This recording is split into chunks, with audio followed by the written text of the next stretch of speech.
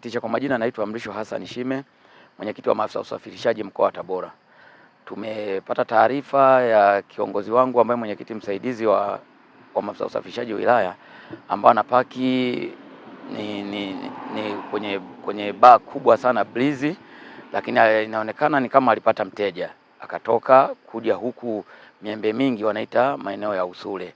Kwa hiyo akatokea huku akawa wamempiga na inaisi kamba ile ya sinyenge, akawa wamefanikiwa kwanza kumshambulia, lakini akatokea afisa usafirishaji mmoja, ila baada ya kumshambulia wakapiga pikipiki kwenye mapoli, yani kuingiza mapolini na kutoa ule mwili barabarani ili wasijue. Lakini yule afisa usafirishaji alivyopita akakuta kuna reflector ipo chini yenye namba ya mwenyekiti wake ambaye anaijua.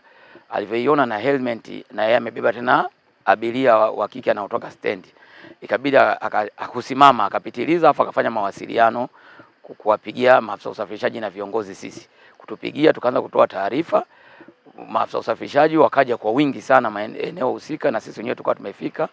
Kwa hiyo tulivyofika, na hisi kama unavyojua pikipiki zinapokuwa zinaunguruma zinaingia sehemu, wale walikimbia kwenye msitu wa jeshi. Walivyoingia kwenye msitu wa jeshi tukashindwa kuingia kwenye ule msitu wa jeshi kwa sababu kiusalama hatuwezi kujua jeshini wametega vitu gani, aidha wameweka vitu gani, na kwenye msitu wa jeshi haturuhusiwi kuingia. Kwa hiyo kufika pale tukaikuta pikipiki. Kuikuta pikipiki kwanza tulianza kuiona pikipiki kabla ya mwili. Tulipoiona pikipiki tukasema hao watakuwa na wenyewe wamempeleka huko kwenye msitu, tukawa tunajadiliana.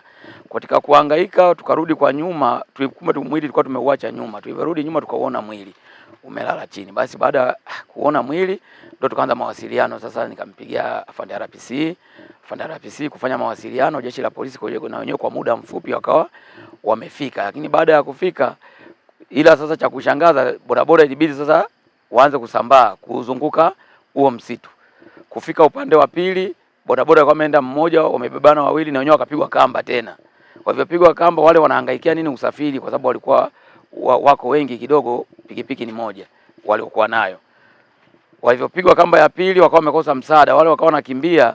Basi tukapata tena taarifa, tukaenda kwa wakati, ile pikipiki ikawa imetupwa. Ilivyotupwa wale tukawa tukufanikiwa kuwaona tena kutokana na huo msitu ulivyo. Tulivyokuwa tukuwaona, kwa hiyo tumechukua ile pikipiki na wale kwa wamepigwa kama mara ya pili wamekimbizwa hospitali. Na huyu ndio mwili wameukuta, jeshi la polisi kama mlivyoona wamebeba na kupeleka mochwali. Kama watu 8 hivi. Hili ni kundi la watu karibia 8 wapo. Hao watekaji. Kwa hiyo mlipowasaka kuna wengine walijichanganya na wakapigwa nao kamba. Na wengine wakapigwa kamba.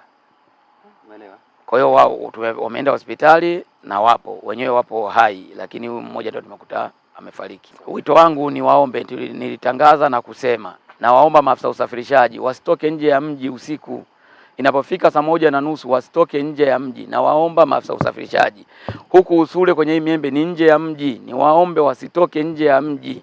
Hii yote ni shida ya kutoka nje ya mji. Hata kama unamfahamu mtu asikukodi ukatoka nje ya mji, na kama ni nje ya mji asiende peke yake, wasitoke nje ya mji. Ni waombe sana maafisa usafirishaji. Yani tunachokiwaza saa hizi hapa hata kuacha kufanya kazi usiku kwa jinsi tunavyoogopa kwa hili swala linavyoendelea. Na hii yote itakuwa ni kwa sababu ya hizi sikukuu. Wito wangu mimi kwa jeshi la polisi, tuendelee kupambana kama tulivyopambana wakati ule, kushirikiana, kutoa taarifa, watu wakamatwe ili hivi vitendo visiendelee sana. Hivi vitu vinaumiza sana. Mfano huyu bwana saizi katuachia mtoto mchanga kabisa. Kwa kweli tunapata hofu kubwa sana kwa sababu hii changamoto imekuwa ni ya muda mrefu, na tunajaribu kujitahidi kuungana na kuonesha umoja ili hii changamoto ipotee, lakini bado tunaelemewa sana. Tulikuwa tunaomba tupate msaada mkubwa sana kwenye jeshi la polisi, pia hata kwenye ulinzi tofauti.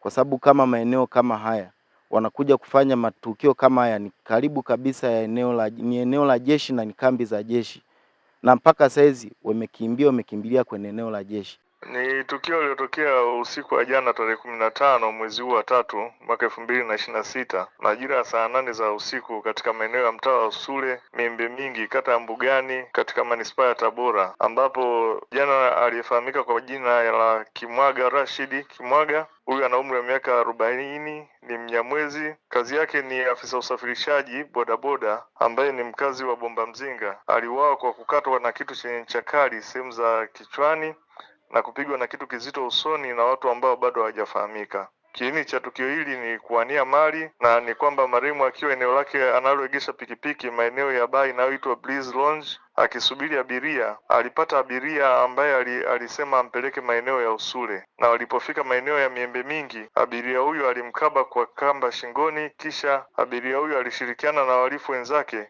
waliokuwa tayari wametangulia maeneo hayo, ambao wanasadikiwa kuwa walikuwa wawili, na kumshambulia kwa kumkata na kitu chenye ncha kali kichwani, kumpiga na kitu kizito kichwani, kisha kujaribu kumnyang'anya pikipiki yake, na ambapo kabla watuhumiwa hao hawajafika mbali, afisa usafirishaji mwingine aliyekuwa anampeleka abiria maeneo hayo aliweza kuona reflectors ambayo ilikuwa imeachwa eneo la barabarani, na alitoa taarifa haraka kwa wenzake, na kisha taarifa ilitolewa polisi, ambapo kundi la bodaboda wenzake pamoja na gari ya doria walifika maeneo hayo na walifanikiwa kuokoa pikipiki hiyo ambayo ilitelekezwa mita 20 kutoka barabarani, na maafisa wahalifu hao walikimbia baada ya kuona kwamba wanafuatiliwa. Pikipiki ipo kituo cha polisi ambapo ina usajili wa namba MC 194 EWG KY rangi nyeusi. Mbinu ambayo imetumika ni kukodi pikipiki wakijifanya abiria na kisha kumkaba dereva na kumshambulia.